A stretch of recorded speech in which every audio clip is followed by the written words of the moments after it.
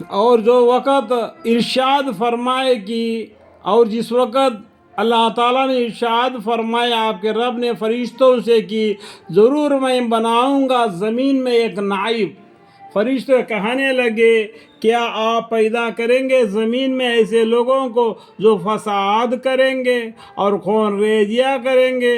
اور ہم برابر تسبیح کرتے ہیں بحمد اللہ اور تصدیق کرتے رہتے ہیں آپ کی۔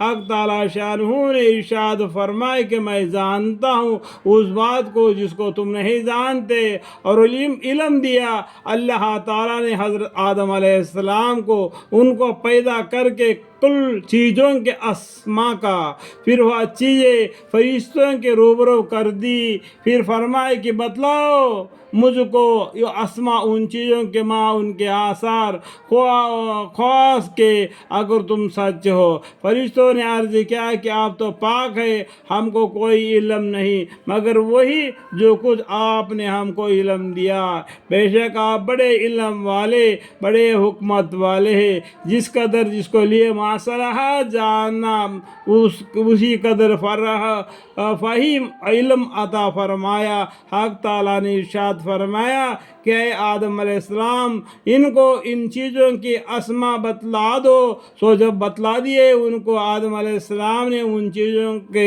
اسما یعنی ان تمام چیزوں کے نام بتلا دیے۔ حق تعالیٰ نے اللہ تعالیٰ نے فرمایا دیکھو میں تم سے کہا تھا نہ تھا کہ بے شک میں جانتا ہوں تمام پوشیدہ چیزوں آسمان اور زمین کی، اور جانتا ہوں جس بات کو تم ظاہر کر دیتے ہو اور جس بات کو دل میں رکھتے ہو۔ اور جس وقت ہم نے حکم دیا فرشتوں کو اور جنوں کو بھی کہ سجدے میں گر جاؤ آدم علیہ السلام کے سامنے، سو سب سجدے میں گر پڑے بجز ابلیس کے۔ اس نے کہنا نہ مانا اور غرور میں آ گیا اور ہو گیا کافروں میں سے۔ اور ہم نے حکم دیا کہ اے آدم علیہ السلام رہا کرو تم اور تمہارے بیوی بہشت میں، پھر کھاؤ دونوں اس میں سے با فراغ جس جگہ سے چاہو، اور نزدیک نہ جاؤ اس درخت کے ورنہ تم بھی انہی میں شمار ہو جاؤ گے جو اپنا نقصان کر بیٹھتے ہیں۔ یعنی دیکھو یہاں پر پیج نمبر بتا رہا ہوں 9 نمبر پیج، یہ اللہ کا ہے جنت کے اندر درخت ہے، اس درخت کا پھل مت کھاؤ، یہ بولا اللہ تعالیٰ نے آدم علیہ السلام کو اور وہ دادی ماں حوا کو، درخت کے ورنہ تم بھی انہی میں شمار ہو جائے گے جو اپنا نقصان کر بیٹھتے ہیں۔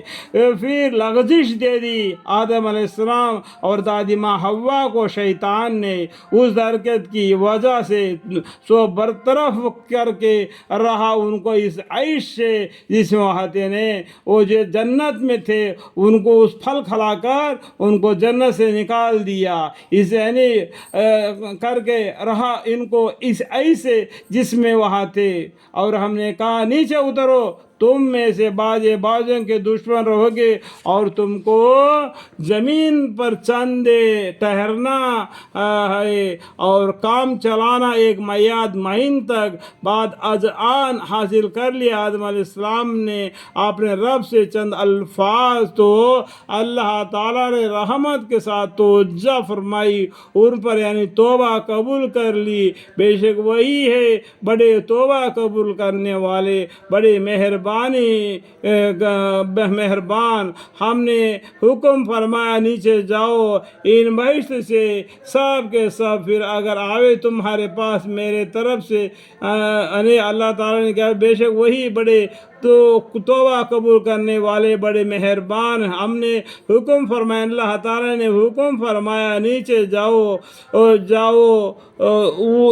اس بہشت سے سب کے سب، پھر اگر آئے تمہارے پاس میرے یعنی اللہ کے طرف سے کسی قسم کی ہدایت، سو جو شخص پیروی کرے گا میرے یعنی اللہ تعالیٰ کی اس ہدایت کی، تو نہ کچھ اندیشہ ہوگا اس پر اور نہ ایسے لوگ غمگین ہوں گے۔ اور جو لوگ کفر کریں گے اور تکذیب کریں گے ہمارے احکام کی، یہ لوگ ہوں گے دوزخ والے، وہ اس میں ہمیشہ ہمیشہ ہمیشہ رہیں گے۔ اللہم اغفر لی۔ اللہ تعالیٰ کا حکم نہ ماننے کی وجہ سے شیطان نے کیا کیا، گمراہ کر کے دادی ماں حوا کو، دادا آدم علیہ السلام کو جنت سے باہر کر کے دنیا میں لے آیا۔ اس بات کو جاننا چاہیے، پہچاننا چاہیے۔ اللہ تعالیٰ نے شیطان کو پہلا ابلیس کر کے بلایا، اس کے مردود کر کے بلا دیا، اور کافروں میں شامل ہو گیا، کافر کر کے۔ تو آپ حدیثوں کو جانو، پہچانو، علم کو جانو، علم کو پڑھو۔ آدم علیہ السلام نے وہ کیا پھل کھائے تھے، وہ اس کے بارے میں نہیں بنایا، وہ اللہ کو معلوم ہے وہ کیا درخت ہے، وہ کیا پھل ہے۔ ٹھیک ہے، اللہ تعالیٰ سب کو سمجھنے کی توفیق عطا فرمائے۔ آمین ثم آمین۔